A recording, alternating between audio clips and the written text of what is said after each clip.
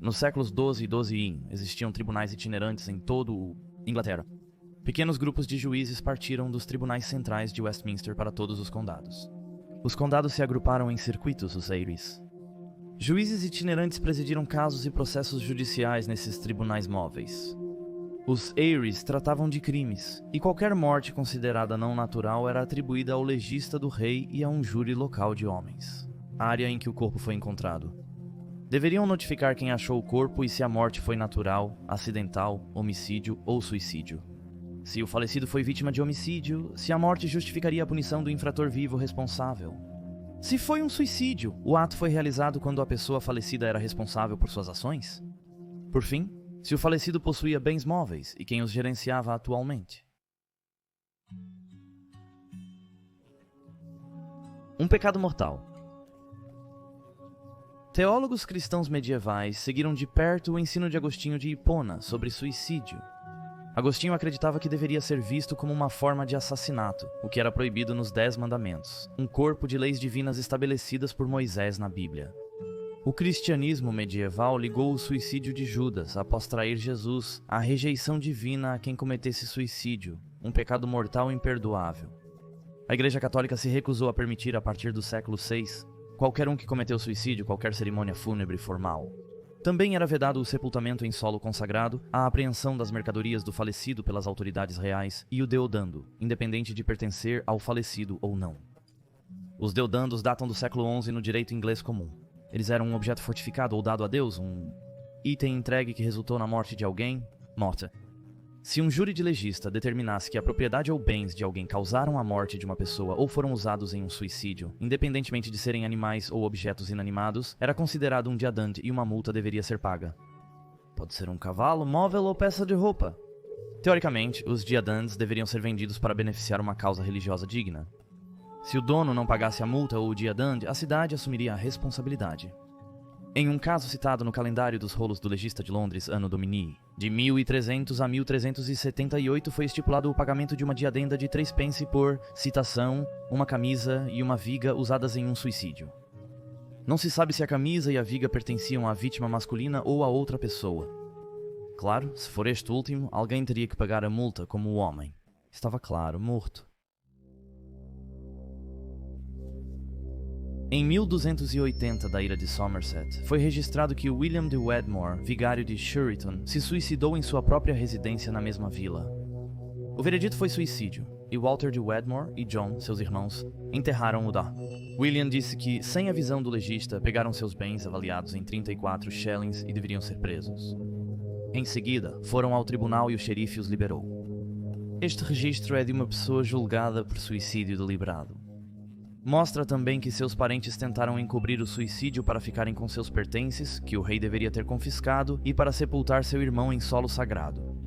Para os medievais, um enterro adequado era importante, mas os suicidas eram vistos como indignos desse tratamento. O suicídio de uma londrina em 1321 foi considerado como ato de insanidade, mas seus bens móveis não foram entregues à família. Foram confiscados pelo Estado sob a autoridade do rei Eduardo II como esmolas para sua alma. Essa apreensão da riqueza do morto provavelmente fez muitas famílias tentarem esconder evidências de suicídio na família. Em 1256, um heir em Northumberland analisou o caso de um jovem William, filho de Henry Lemieux. William deveria ter relatado a morte de sua mãe como um suicídio, mas em vez disso, citação, os jurados atestam que William não relatou a morte quando encontrou sua mãe enforcada, cortou o Wimple e a desceu, levou-a para uma cama, fez seus vizinhos entenderem que ela havia morrido de morte natural e a enterrou no cemitério. O marido da senhora Lemieux também deve ter conspirado na ocultação, e nenhum dos vizinhos interferiu, embora pelo menos um deles deve ter visto o corpo ou conhecido a verdade, porque os 2 homens, tanto pai quanto filho, foram presos por ocultação de um crime e toda a aldeia foi multada por não prestar assistência durante a investigação. Em 1281, um bedel chamado Henry foi encontrado enforcado em Ottery St. Mary, Devon, em uma tentativa complexa de ocultação. A esposa de Henry, Raganilde e Thomas Henry, ao ouvir a ira lá, rapidamente pegaram o corpo de Henry, colocaram-no numa cama e o cobriram. Posteriormente, enviaram a Henry de Cornubia, capelão, 30 shillings para encobrir o crime. O testamento de Henry foi executado e seu corpo enterrado no cemitério de Ottery St. Mary, sem intervenção de um legista. Henry tinha bens móveis avaliados em 60 shillings, metade dos quais foram para o capelão. Os juízes, ouvindo as evidências, mandaram prender Hakanilde e seu cúmplice. Os acusados negaram o assassinato, convencendo o júri de sua inocência e foram multados em 6 shillings e 8 pence por enterrar um corpo antes da perícia.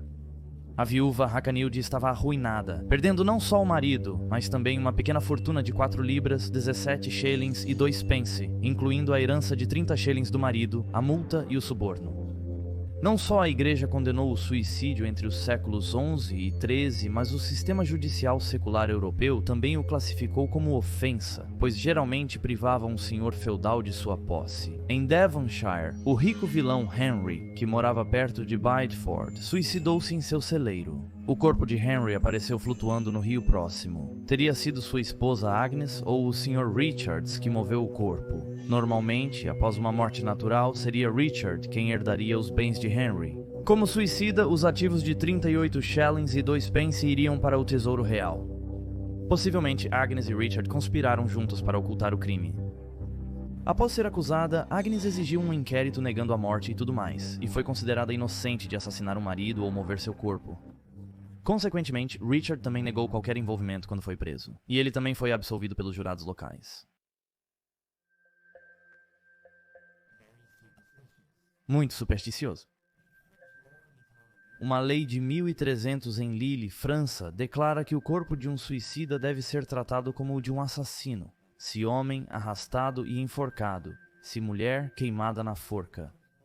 Essa tortura pós-morte do corpo de um suicida origina da superstição, folclore e da noção de espíritos inquietos perambulando. Também visava mostrar o quão monstruosa a Igreja Católica considera a ideia de suicídio, criando uma atmosfera de medo e repulsa para dissuadir potenciais suicidas. Registros de 1398 em Douai incluem uma referência a salários pagos a um carrasco que, cito, na forca à justiça, queimou Marie Blasil, que se enforcou e estrangulou em sua casa. Anteriormente, uma mulher se enforcou em prisão e o magistrado solicitou instruções ao Conselho de Paris sobre o manejo do corpo. Disseram-lhes para queimá-lo e assim fizeram. Na Alemanha, a lei ditava que um suicida, independente do sexo, deveria ser removido da casa e queimado nos campos. Em Nuremberg, nos séculos XIV e XV, queimavam-se coisas a céu aberto, nos campos ou em uma encruzilhada. Ao retornar à França, os costumes de Agnières e Maine documentaram a prática de aniquilar a propriedade de um suicida e destruir o corpo. Se alguém era tido como culpado de suicídio, sua casa deveria ser destruída à beira da estrada principal, o campo incendiado, as vinhas cortadas e arrancadas e as árvores derrubadas à altura de um homem. O Livro Vermelho de Aberville registrou que em 1305 um escrivão e comerciante se enforcou em Amiens e sua casa foi derrubada. Em 1336, outro homem que se suicidou em Saint-Riquier no último Pentecostes teve sua casa destruída. Porém, na Inglaterra nunca realmente houve queima de casas. O tesouro se beneficiava dos bens móveis deixados após um suicídio, e o rei preferia manter suas confiscações. Uma peça. Crenças sobrenaturais ligavam o suicídio, visto como crime humano, a uma calamidade natural. A falha na colheita, frequentemente causada por tempestades ou ventos fortes, era um dos principais desastres que afetava os medievais, sendo o suicídio associado ao mau tempo. Isso era comumente registrado em crônicas alemãs. Um registro de Augsburg no dia de São Marcos, segunda-feira, 25 de abril de 1300, indica que o mau tempo era uma preocupação em Zurique, Suíça, em 1417, quando uma tempestade ocorreu.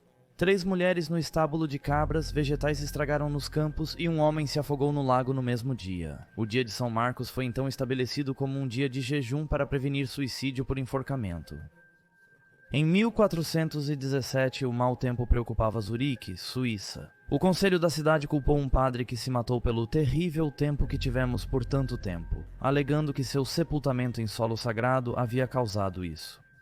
Em 1439, em Basileia, cidade suíça, Henry de Bernstein, um advogado e diplomata local, relata que no dia 4 de junho, a respeitada senhora Berenger, também de Basileia, perdeu a cabeça. Por volta da meia-noite, levantou-se da cama, subiu no telhado e saltou para a morte. Foi enterrada em São Leonardo, choveu por quase uma semana e as pessoas afirmavam que era devido ao seu corpo estar em solo consagrado. O Conselho Municipal de Basel decidiu desenterrar e jogá-la no Reno. Após a decisão, em 9 de junho, a chuva parou. Depois começou novamente e continuou por mais um dia e uma noite. Os registros de Aya indicam que na Idade Média, o enforcamento era o método de suicídio mais comum para ambos os sexos e a taxa de suicídio entre os homens era alta, como atualmente. Em 2023, o método mais comum de suicídio feminino é por autoenvenenamento. Curiosamente, não há registros medievais de envenenamento como método de suicídio. Isso provavelmente se deve não à inexistência, mas à incapacidade do legista medieval de detectá-lo. Obrigado por ver este episódio. Visite o link na descrição e use o código MADNESS para 3 meses extras grátis.